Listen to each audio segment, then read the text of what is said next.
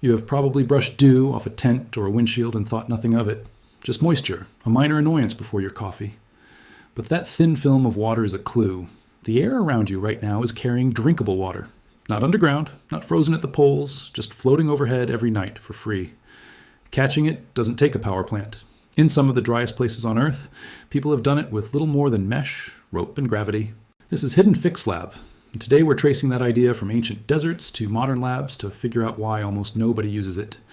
If you live somewhere water-stressed, or you've ever needed backup water for a trip or an off-grid setup, your options are usually the same three. Haul in bottled water, install an expensive filtration system, or hope the tap keeps running. Bottled water is convenient, but wasteful, and not guaranteed to be any cleaner than what's already in your pipes. Big hardware solutions cost thousands and need electricity. None of these treat the air itself as a resource, even though in the right climate it is one. Here's the shift that changes everything. Humidity isn't wasted water, it's water that hasn't condensed yet. Warm air holds more moisture than cool air, and when humid air touches something colder than itself, it gives that moisture up as liquid. That's the whole mechanism behind sweat on an iced tea glass or fog on a windshield. Scale that up with the right surface and geometry, and you're not just watching condensation happen, you're harvesting it. People figured this out long before anyone had a word for humidity. On the arid coast of Peru, communities living in one of the driest deserts on the planet learned to work with a thick marine fog that rolls in from the cold Pacific current.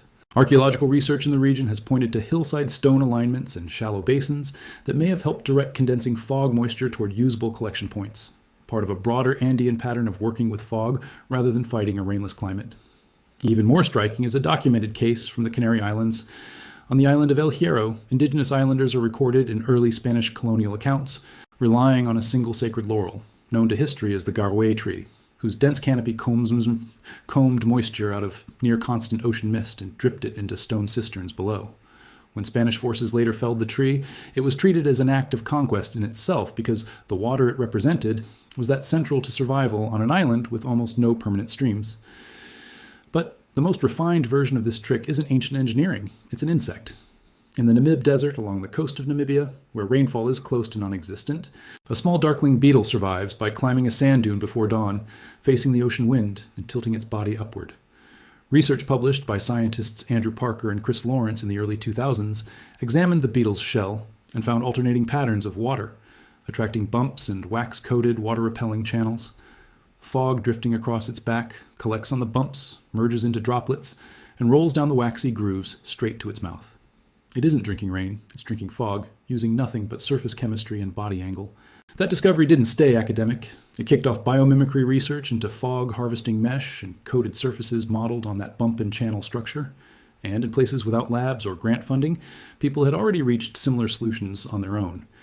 In the Atacama Desert of Chile, communities have strung large mesh panels, fog nets, across mountain ridges. Depending on fog density and net size, these installations have been reported to collect meaningful daily volumes of water during peak fog season, using no electricity and almost no maintenance. In Morocco's Anti-Atlas Mountains, an organization called Dar Si Hamad has run a fog collection project supplying drinking water to villages that previously relied on women and children walking hours a day to reach distant wells. More recently, university researchers have experimented with low-cost hydrogel materials that absorb atmospheric moisture overnight and to release it as clean water when warmed by sunlight. Early published results have shown promising yields even in fairly dry air, for materials estimated to cost only a few dollars per kilogram. None of this is fringe science. It's published, and in some cases, already deployed at small scale. So why isn't a fog net sitting on more rooftops? Not because of a hidden plot to keep you thirsty, it's simpler than that. There's very little profit in a technology nobody can own. You can't patent condensation or put a brand name on morning fog. The bottled water industry, worth well over $100 billion globally, depends on people believing trustworthy water has to come from a labeled bottle, even though testing has repeatedly found bottled water isn't automatically cleaner than tap. And several documented cases in Europe caught major brands using undisclosed treatment methods to mask contamination in water marketed as pure spring water. Studies have also found microplastics in bottled water, sometimes at higher levels than in treated tap water. The industry isn't necessarily suppressing fog catchers, it just has no reason to teach you about something it can't sell you. There's a second, stranger layer to this, and it involves law rather than corporations. In parts of the western United States, water rights have historically been treated as property tied to whoever first put a water source to use, a framework known as prior appropriation.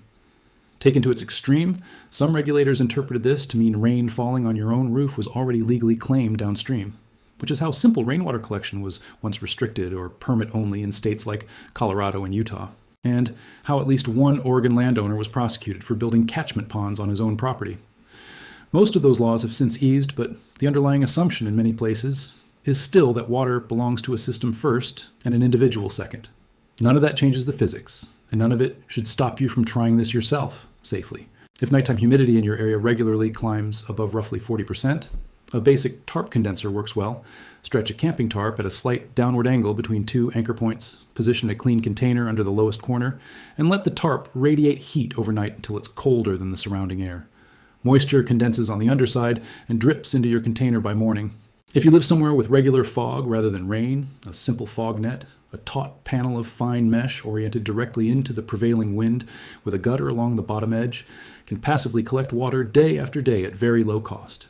In drier climates with strong sun and little fog, a solar still, a covered pit with a clear plastic sheet weighted in the center over a collection container, uses ground moisture and basic distillation to produce a smaller but steady supply. One important caution: water collected this way is not automatically safe to drink straight from the container. Airborne dust, pollen, and bacteria can end up in it, so treat it the same way you'd treat any untreated water source. Filter it, boil it for at least a minute, or use a portable UV purifier before you drink it. These systems are also not a replacement for municipal infrastructure. They're a supplement, useful for emergencies, remote living, or simply for understanding how much of what we pay for is really just packaged access to something that was already there. What's actually changed here isn't the atmosphere. The condensation cycle works exactly the way it did before anyone built a pipeline or bottled a drop of water. What's changed is which parts of that cycle got a price tag attached to them, and which parts just quietly got left alone because nobody figured out how to sell you the air itself. Next time you see dew on a window or fog rolling over a hillside, it's worth remembering that it isn't waste. It's the same invisible ocean the Nazca Coast, the Canary Islands, and a small desert beetle all learned to read a long time before anyone thought to sell water back to the people standing closest to it.